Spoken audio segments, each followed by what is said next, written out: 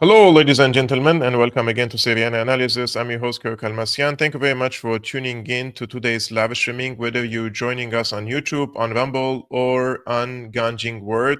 Yesterday, I posted a video about the visit of Abu Muhammad al-Jolani to Moscow, and long story short, I said, politics is a bitch, but it doesn't have to be that way. Today, we will go beyond that, and today we will analyze critically with historical context, what happened in the past 14 years and how the Turkish side has outsmarted the Russian strategy in Syria and overall in the Middle East. So we're going to unpack one of the most consequential geopolitical stories in years, one that was hidden in plain sight behind a polite photo op in Moscow. Here is what I will cover, and together we will have a discussion about them step by step, so you know exactly what we are going to do. Why Syria was targeted in the first place, how Syria and Ukraine are linked, the Iranian factor and the axis of resistance, the energy war, the US strategic pivot to the Indo-Pacific, Turkey's rise from buffer state to regional architect, the tactical acceptance of Russia by Turkey and Jolani and why it is temporary, Israel's calculated position in Syria.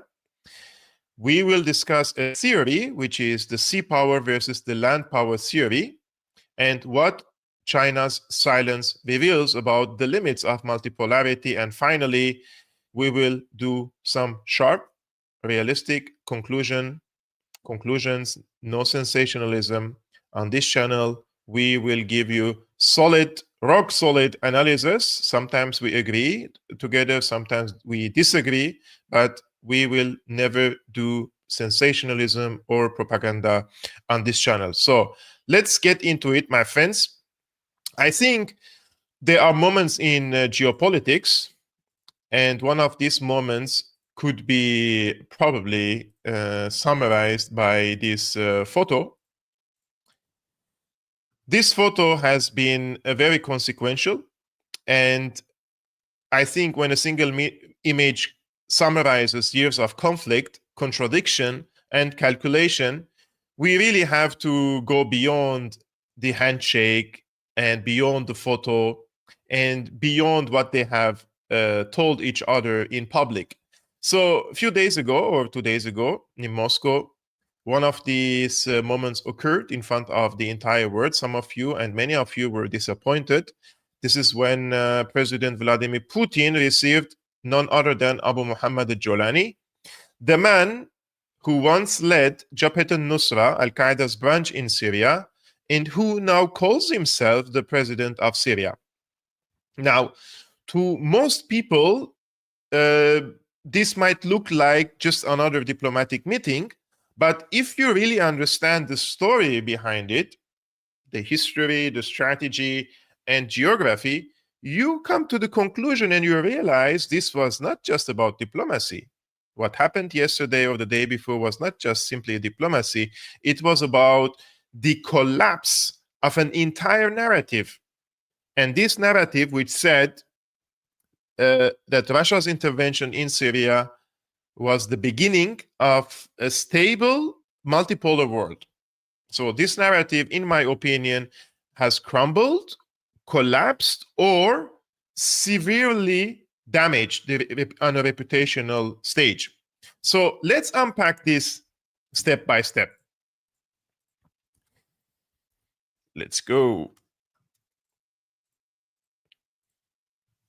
If we go back in 2015, when Russia entered the Syrian war, its objectives were clear, at least officially, right?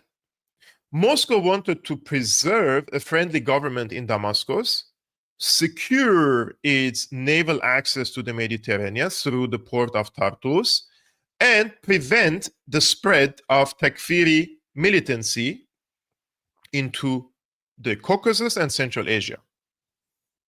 Of course, for some time, that mission worked.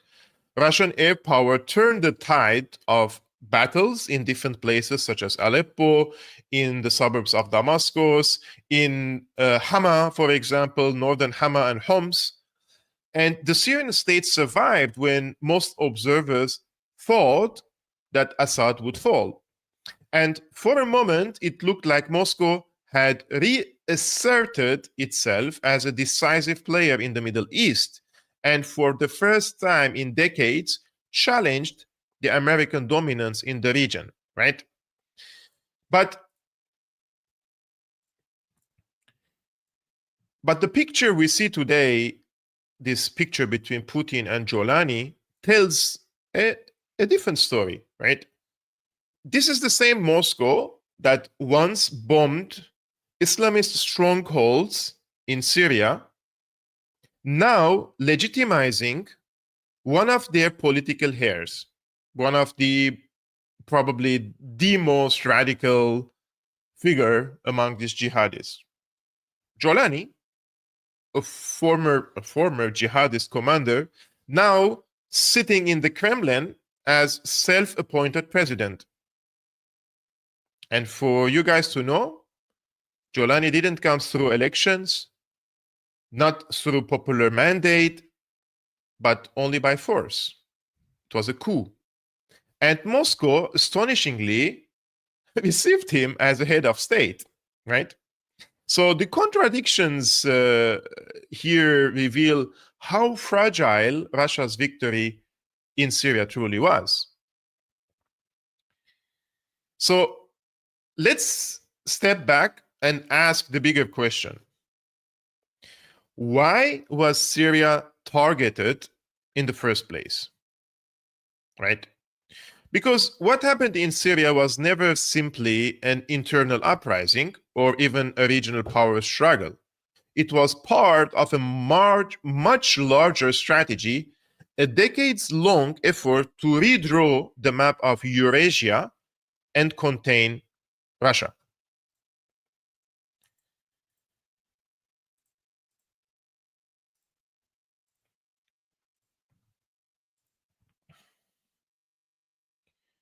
Think of it this way, my friends.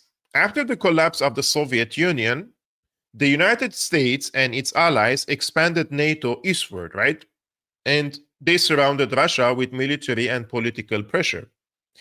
Every move was about blocking Moscow's access to the warm waters and strategic trade routes. Those are very, very important. Many people only think about the geopolitical aspects of it, but we really need to consider NATO's consistent and continuous attempts to block Moscow's access to the warm waters and strategic trade routes. Ukraine, for example, was the northern front of that effort. And Syria became the southern front, right? In this case. For Washington, removing the Assad government meant cutting Syria's only permanent, Russia's.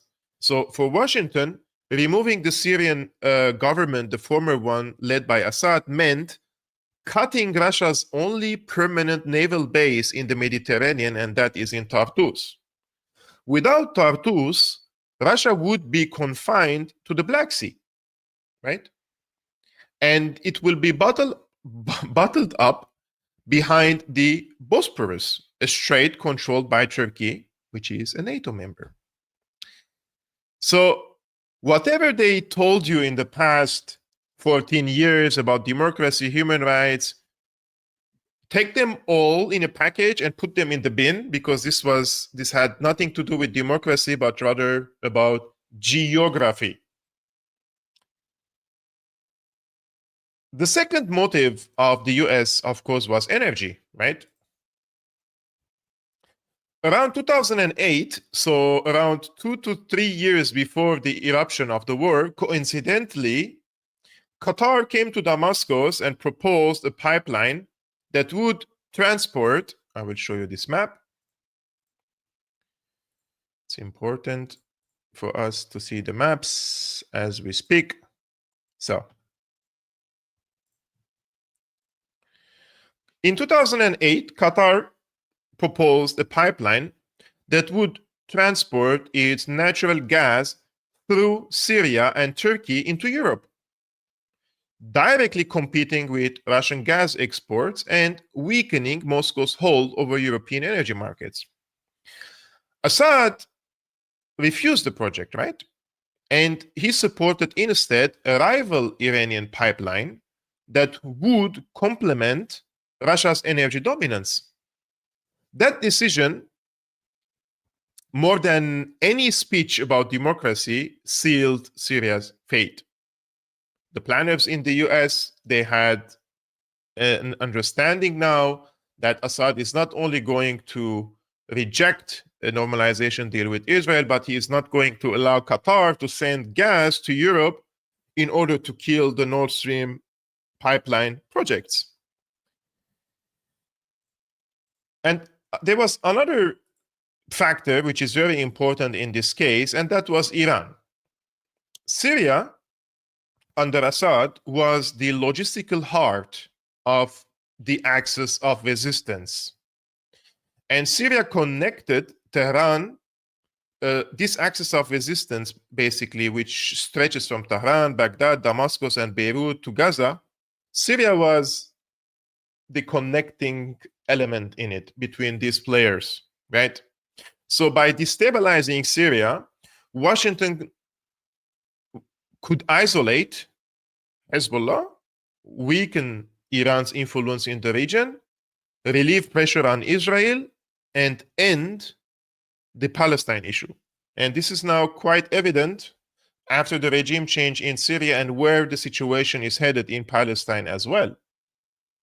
That how they are trying to finish the Palestine cause after finishing on Syria.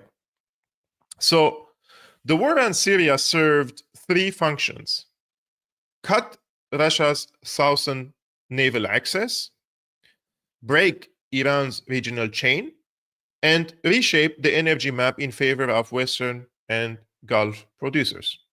And the Gulf countries are mostly revolving under the umbrella of the US.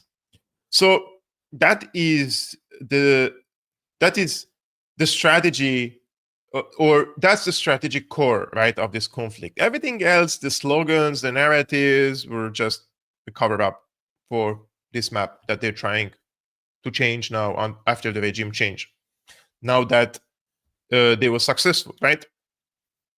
So when Russia intervened in 2015, Moscow saw itself as defending not just an ally, but the principle of sovereignty against Western engineered regime change. But sovereignty is an expensive ideal, right? And Moscow soon discovered that it lacked both the economic base and the diplomatic network to sustain its operations in Syria. Now, the intervention worked militarily. It stopped the collapse of the state for around 9 to 10 years, but it didn't produce a stable peace in the country. Instead, stable peace and stable economy as well, I would argue. Instead, Russia found itself forced into fragile partnerships with regional powers whose ambitions often contradicted its own. Iran on one side, Turkey on the other side, and Israel on the other side. That's where the so-called Astana process came in, which was an attempt to manage the war through trilateral diplomacy between Russia, Iran, and Turkey, but it looked like cooperation on paper because it was actually the beginning of Moscow's dependency on Ankara. This was the trick which Erdogan has set for Moscow, the Astana Accords. Because under the Astana framework, Turkey promised to manage de-escalation zones in northern Syria, especially in Idlib, right? The idea was very simple. Ankara would contain the armed groups while political negotiations unfolded. But in reality, Turkey used those so-called zones to rebuild and rearm its proxies, one of whom was Jolani.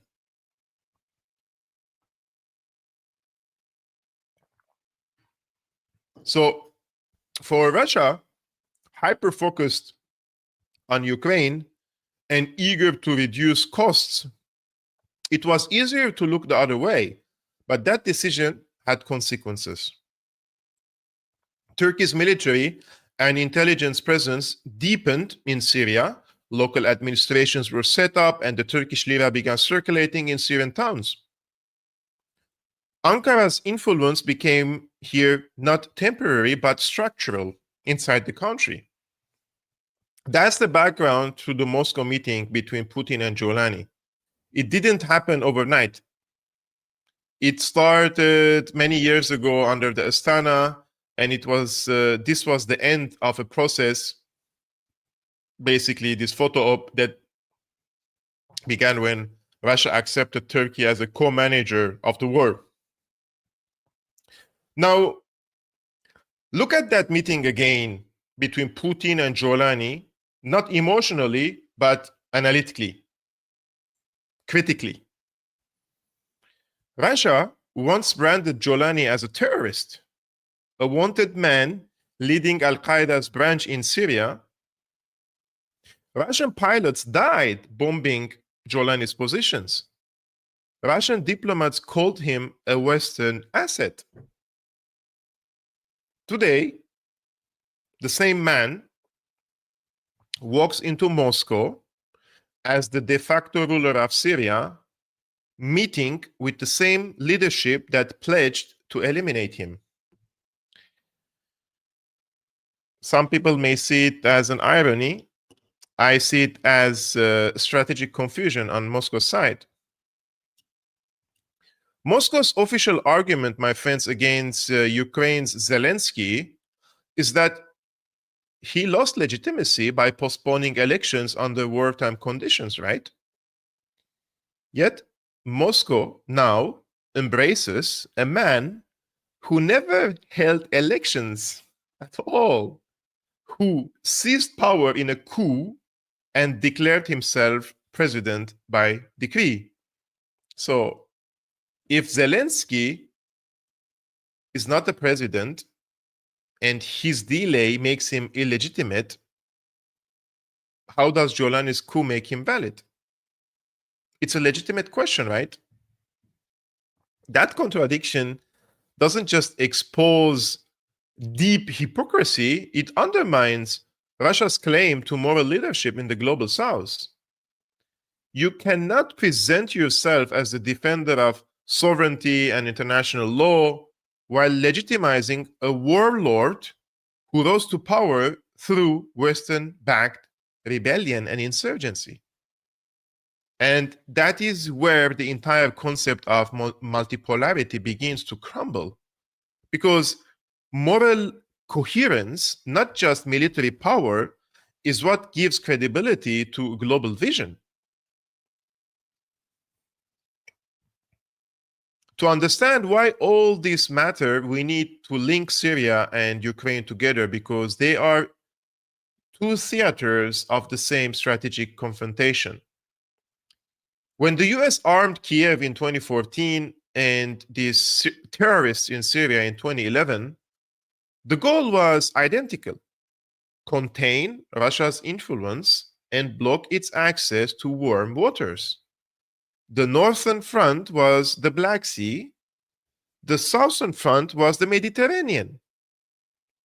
Both aimed at the same target: Russia's ability to project power beyond its borders. That's why Russia's interventions in both Syria and Ukraine conflicts followed the same logic: preemptive defense. But there is a crucial difference. In Ukraine, Russia could act unilaterally. In Syria, it depended on others: Iran, Turkey, Israel. It tolerated Israel's activity in the Syrian airspace until in 2018, a Syrian S-200 gunned down one of the Israeli F-16s. And since then, the Israelis didn't penetrate the Syrian airspace, but rather bombed Syria from the occupied Palestinian territories, from the occupied Golan Heights, from the skies of Lebanon, or from the regional waters in the Mediterranean. But Moscow didn't help Syria repel these attacks by not giving Syria the newer versions of the air defenses that Syria has asked and purchased from Moscow. And this dependence on others, Iran, Turkey, Israel, in my opinion, what limits Moscow today. When the Ukraine war intensified in 2022, Russia pulled some of its best units and aircraft out of Syria. Suddenly, its ability to enforce the status quo there weakened, right? And regional actors began repositioning themselves in the Syrian scene. Turkey, for example, expanded its control. Israel intensified strikes on Iranian positions. The US consolidated its presence in the east, and through all this, Russia's diplomatic leverage shrunk. So, in effect, the war in Ukraine didn't just bleed Russia militarily and economically, it also eroded its influence in the Middle East. What was once Moscow's success story became its vulnerability.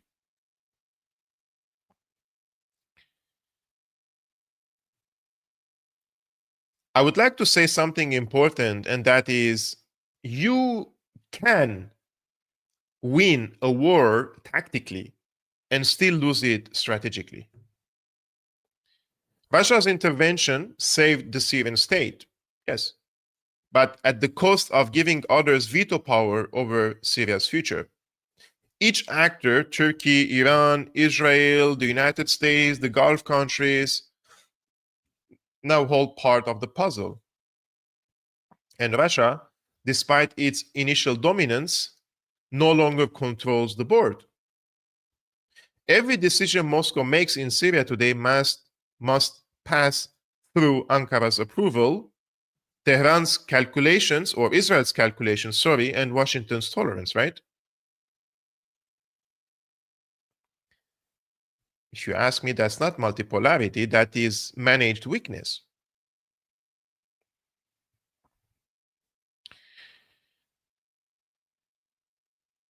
This is the stage we find ourselves now, unfortunately, and that is a fragmented Syria, a reactive Russia, a triumphant Turkey and Israel, quietly building something much larger for the region. And that's where we go next, my friends, into a very interesting story of how Turkey used the Syrian war not to protect its borders, but to project its power, reshape the region, and establish what could become the backbone of a new geopolitical order. And while you're watching this stream, and before I go to the second part of this stream, I would truly appreciate it if you hit the like button, thumbs up as you are watching this stream, and subscribe to Syriana Analysis so that this content would reach to a broader audience, and probably some people would benefit from this research and this analysis. My friends, Turkey's rise in the Syrian war didn't happen by accident. It was the product of strategic patience, a long game played beneath the chaos. For decades, Turkey and NATO's southeastern stronghold, a buffer. This is something I have to recalibrate. For decades, Turkey was NATO's southeastern stronghold. It was a buffer against the Soviet Union, hosting US nuclear weapons and military bases, serving as the West's gatekeeper to the Middle East. But under Erdogan, Ankara redefined its purpose. It no longer wanted to be just a bridge between East and West, it wanted to be a pole of power in its own right. And the Syrian war provided the perfect opportunity for Erdogan. By supporting these terrorist groups in Syria, Turkey wished and hoped and worked to eliminate Kurdish autonomy along its borders, install a loyal regime in Damascus, which they succeeded, and project influence across the former Ottoman provinces from Aleppo all the way to Mosul in Iraq. So what began as a security operation, this was a security operation. This is what they said is a security operation. Let me see. Yeah.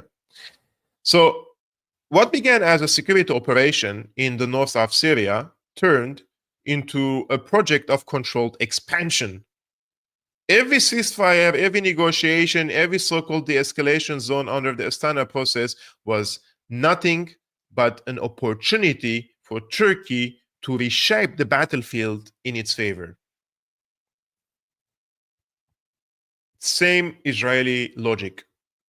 And Moscow, trapped between economic dependency, Moscow trapped between dependency on Turkey and diplomatic need for its cooperation allowed it to happen. Today, Turkish troops patrol deep inside Syrian territory. The Turkish lira circulate in all local markets. Turkish-backed consuls run schools, issue ID cards, and collect taxes. Turkish companies basically control reconstruction and trade in most of northern Syria. Turkey, my friends, has established a permanent zone of influence in Syria. Russia tolerated it because Ankara was useful for some time. Turkey kept trade channels open under sanctions, mediated grain deals with Ukraine, and positioned itself as an intermediary between Moscow and the West. But strategic convenience often comes with a hidden cost, and that is dependency. Moscow can no longer pressure Turkey without threatening its own economic stability. That imbalance defines the new reality in Syria. And Turkey didn't stop there, right? It expanded its influence beyond that, beyond the Middle East, and especially through the South Caucasus. First, helping Azerbaijan win the 2020 Nagorno-Karabakh war, and then ethnically cleanse the Armenians, 120,000 of them, from Karabakh in 2023. And this victory of Turkey and Azerbaijan and Israel in the Southern Caucasus opened the path for something much larger, and that is this so-called Zangezur corridor, which you can see on the map. This corridor, once completed, my friends, will connect Turkey directly to Azerbaijan and through it to the Turkic republics of Central Asia. It will give Ankara continuous overland access to the Mediterranean, from the Mediterranean to the Caspian Sea, bypassing both Iran and Russia. Can you imagine a continuous overland access for Turkey from the Mediterranean to the Caspian Sea and bypassing both Iran and Russia? This is a geopolitical revolution, right? It transforms Turkey from a regional actor into a Eurasian one. It erodes Russia's influence in the Caucasus. It sidelines Iran from vital east-west trade routes, and it unites the Turkic world under Ankara's leadership from the Balkans to Xinjiang. I hope there are listening ears in Beijing listening to this stream. That is why the Turkish government calls it not just a corridor, but a century project.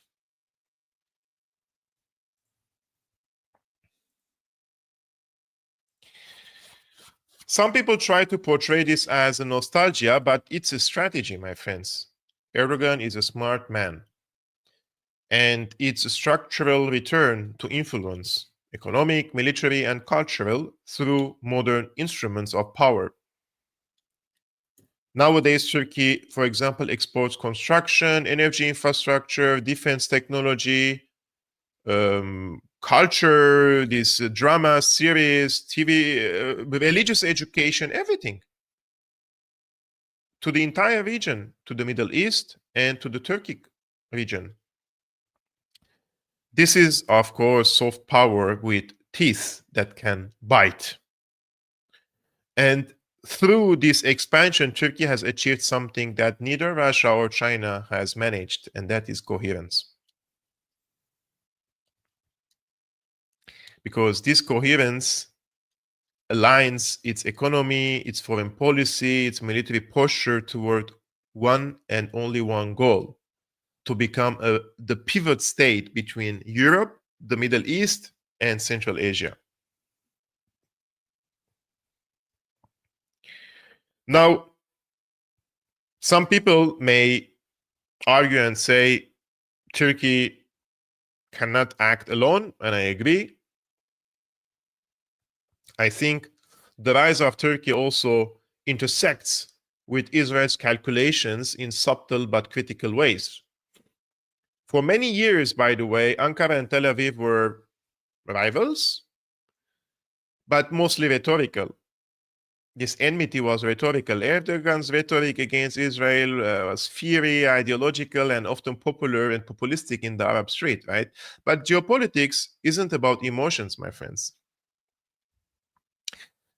I mean, what can I say to the dumb people in the region, because they don't really understand how Erdogan is using them? Erdogan uses emotions to reshape balance of power in the region. Now that the dust of the Syrian war settled, both sides are coordinating in Syria, and they're deciding the future of Syria. Israel sees Turkey's control of northern Syria as a useful check on Iran. Ankara's military presence blocked Iranian supply lines to Lebanon and kept radical factions away. When we say radical, those are what Israel claims to be radical, right? From the Israeli borders. So while rhetoric remained tense here, intelligence and trade resumed between the both sides. And this is a video for Jolani basically saying that the reason this so-called revolution started in Syria was to cut Hezbollah and Iranian presence in Syria, who were posing a threat against Israel. This is Jolani saying this, that our revolution served Israel, literally. And if you don't believe me, here is the video, basically on 60 Minutes on CBS.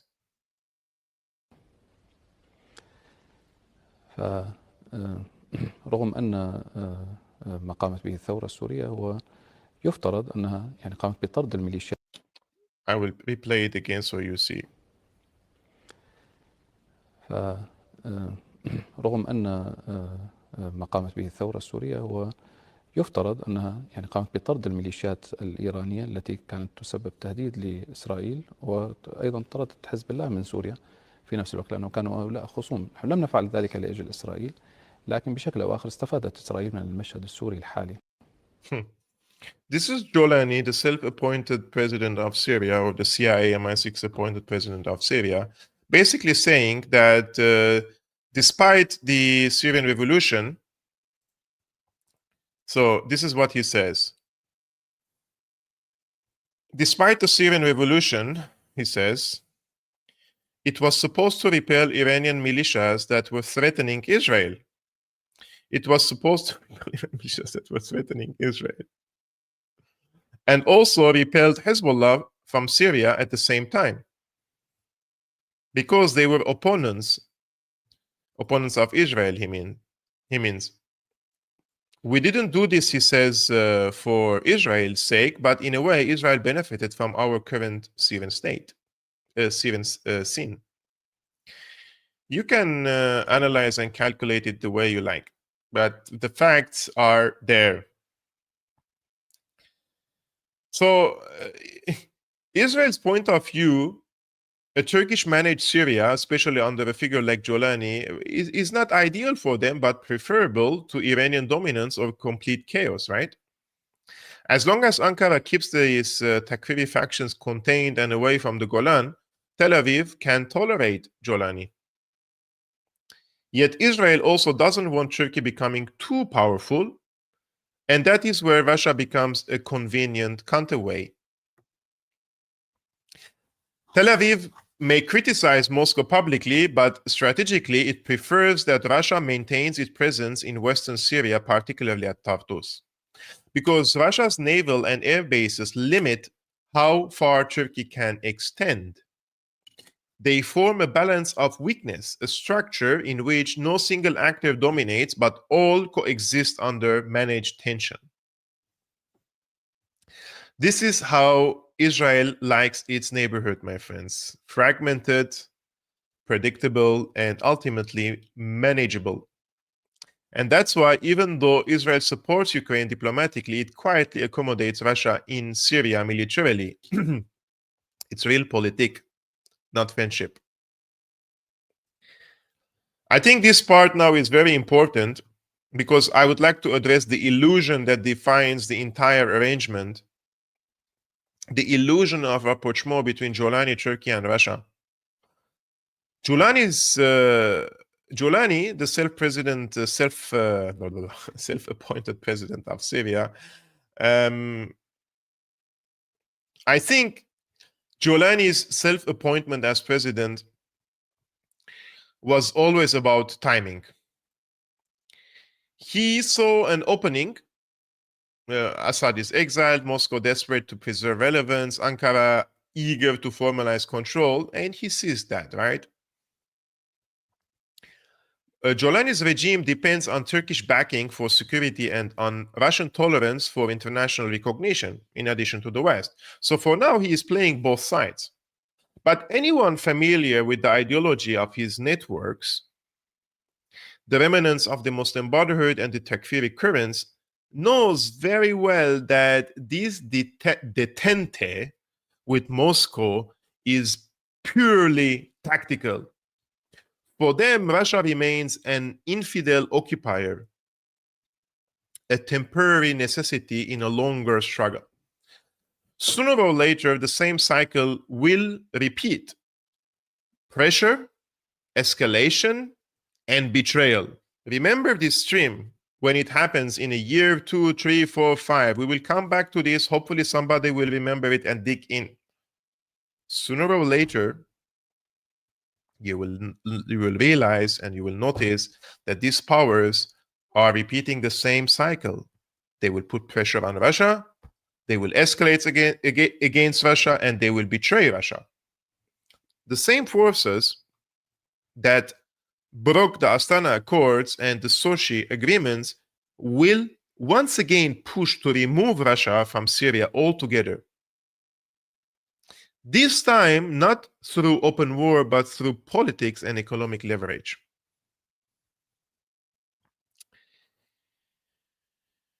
We have seen this movie before for over 15 years.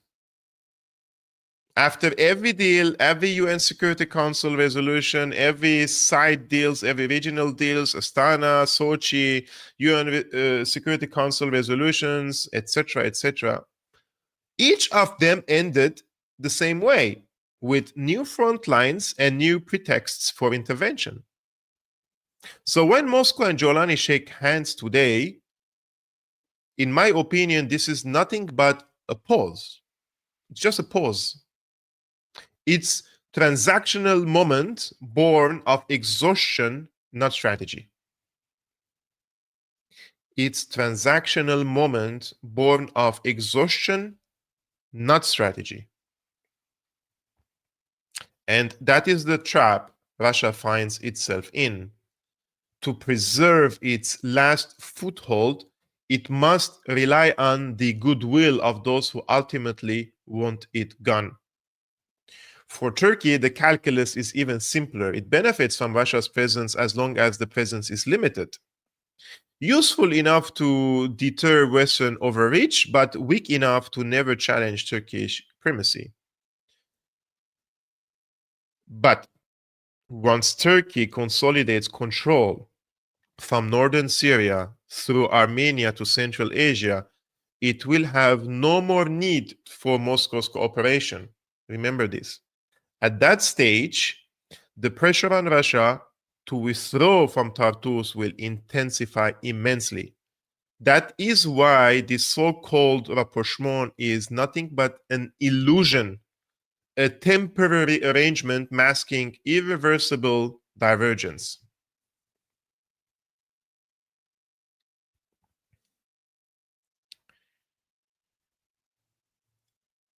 I just want to mention something here, and it's a geopolitical irony, right? When that moment comes, Russia will find itself aligning not with Iran, but increasingly with Israel. When the moment comes and Turkey is emboldened, Russia will find itself aligning with Israel, not Iran.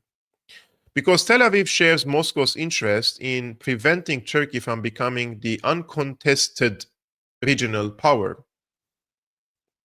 Israel wants Turkey strong enough to keep jihadist networks contained, as I mentioned, but not too strong that it dominates the Eastern Mediterranean. So paradoxically, Russia and Israel now depend on each other to remain or to maintain the balance against a rising Turkey.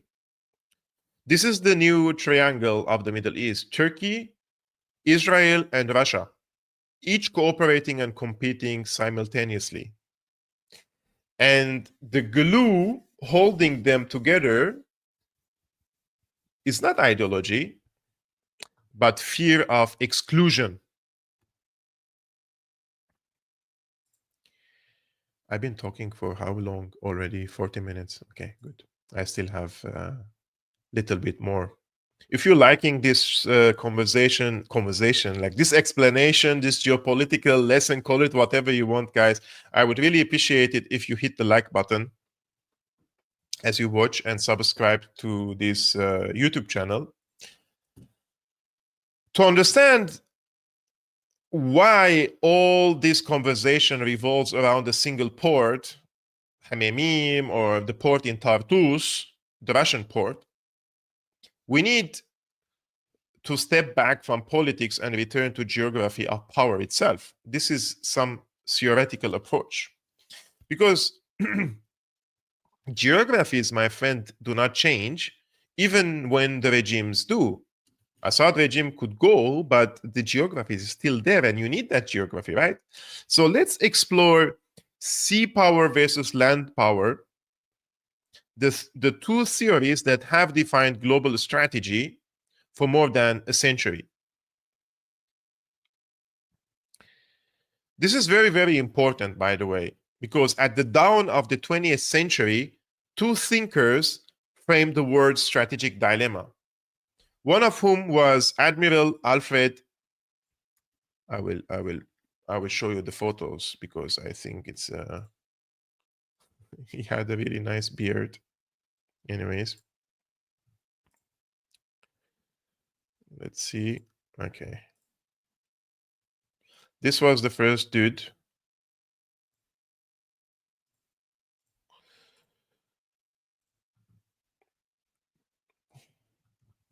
So at the dawn of the 20th century, two thinkers framed the word strategic dilemma.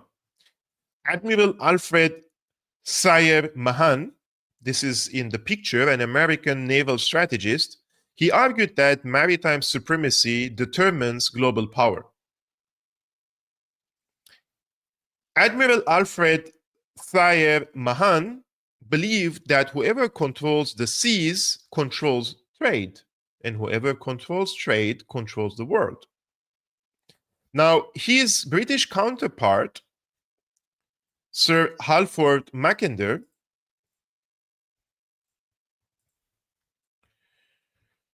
so this is Mackinder.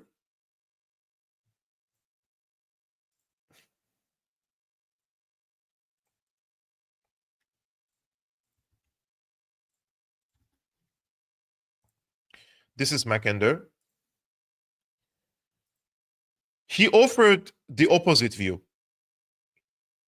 Mackinder said, who rules Eastern Europe commands the heartland. Who rules the heartland commands the world island. Who rules the world island commands the world. In simpler terms, whoever controls the Eurasian landmass, the heart of the world, dominates the planet. So I will show you the heart of the world map.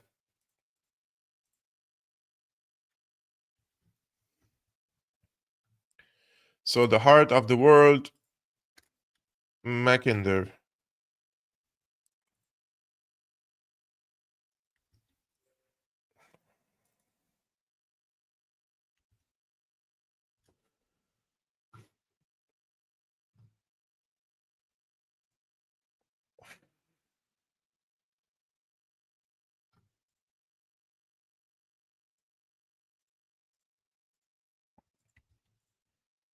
So this is the heart of the world which Mackinder has spoken about.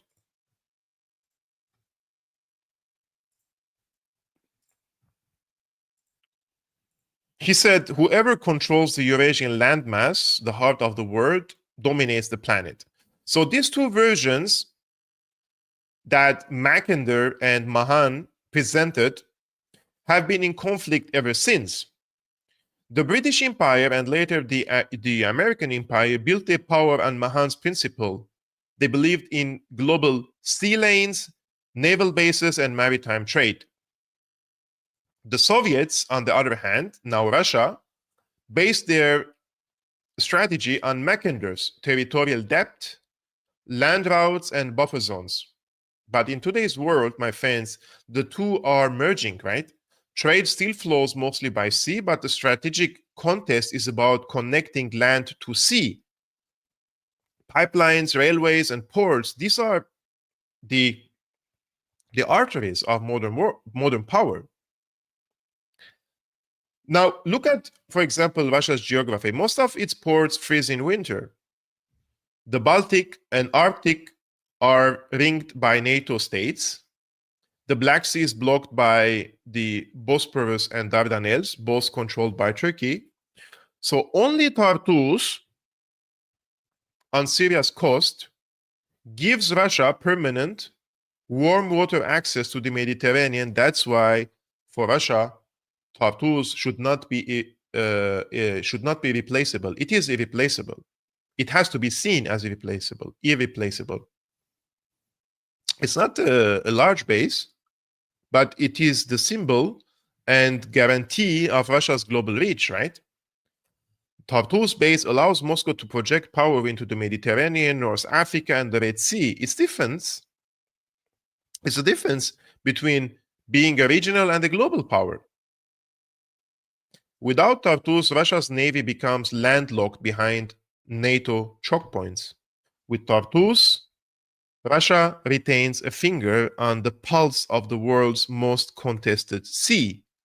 That's why every empire before it, like the Ottomans, the Brits, the French, fought wars to control these same waters, because whoever commands the Eastern Mediterranean shapes the junction between Europe, Africa, and Asia. And that's precisely what is now at stake.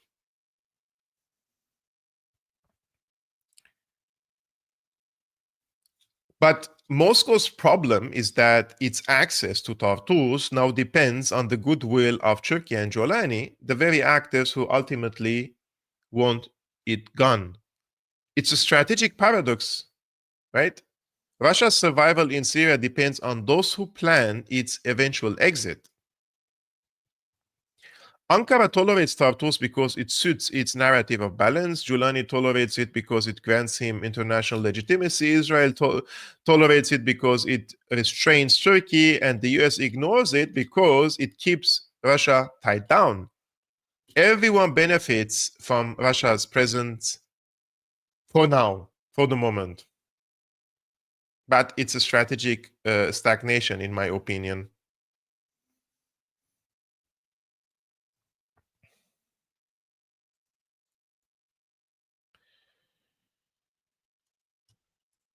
I still have some more minutes, I think, because I still have some things to say.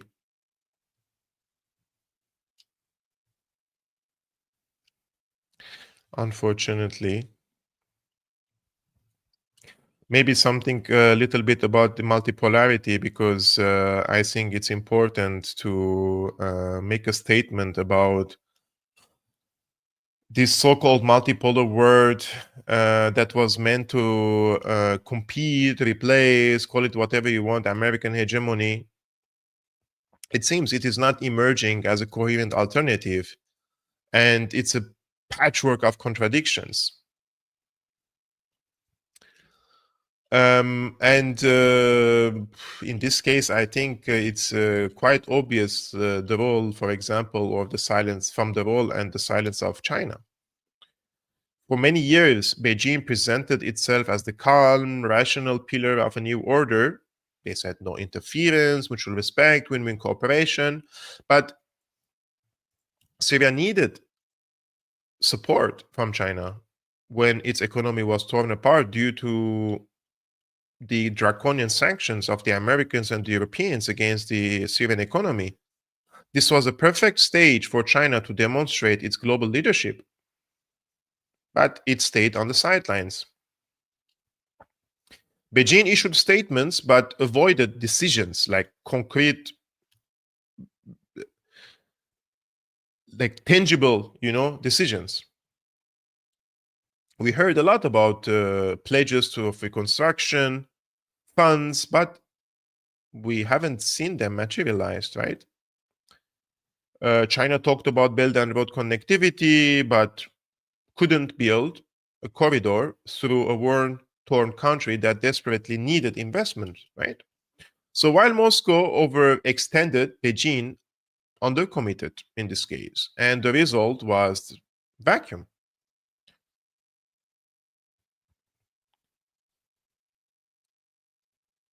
My friends, multipolarity is not just about having several powerful states. It's about coordination, consistency, and commitment. If those powers act only in isolation, the system doesn't become balanced, but fragmented. Unfortunately, that is what we are witnessing. Russia's strategy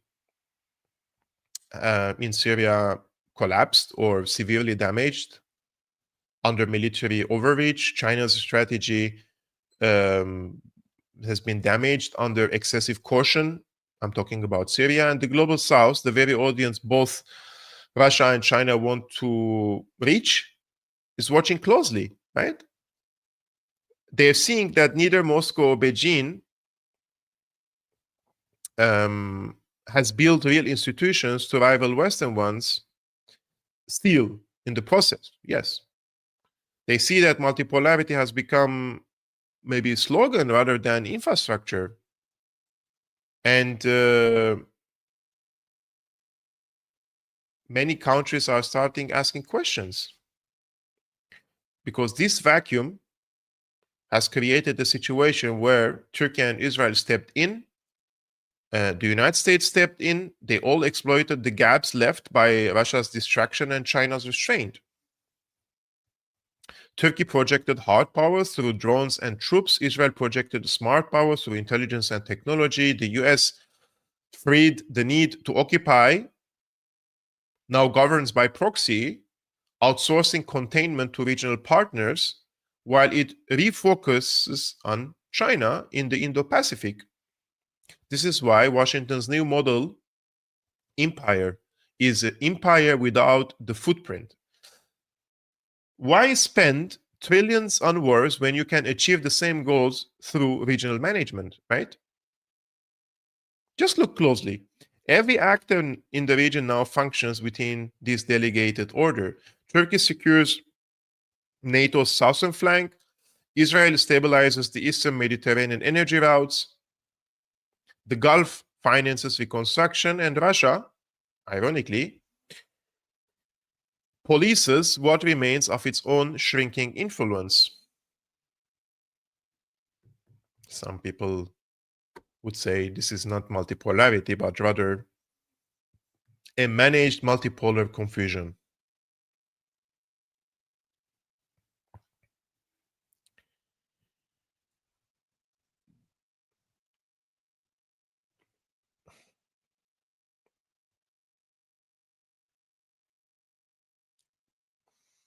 Anyways, my friends, I just want to thank Rami for gifting a Syriana Analysis membership. Thank you, Habibi Rami. And also would like to thank Jay for gifting another Syriana Analysis membership. Unfortunately, when historians in the future write about this decade,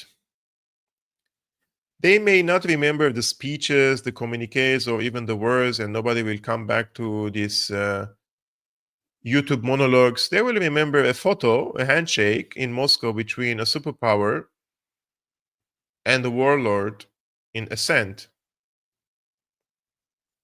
This photo between Putin and Giuliani will symbolize a moment when the idea of a coherent multipolar order may have given way to pragmatic fragmentation. When Russia's intervention in Syria, once hailed as the dawn of independence from Western hegemony, ended as another example of reactive diplomacy, it won't be remembered with outrage, but with irony, because history rarely shouts. It whispers. And in that whisper, we will hear the quiet end of grand narratives, one pragmatic compromise at a time. Ladies and gentlemen, this has been your friend and your host, Kevork Almassian of Syriana Analysis. Thank you very much for watching this stream, whether you joined us on YouTube, on Rumble, or on Ganjing World. If you found this analysis informative, please take a moment to like this stream, share it with your friends, and consider supporting our independent work on Patreon. The link is scrolling on the screen. You could also simply scan the QR code on the corner of the screen. And if you don't like to use Patreon, there are different other means in the description below.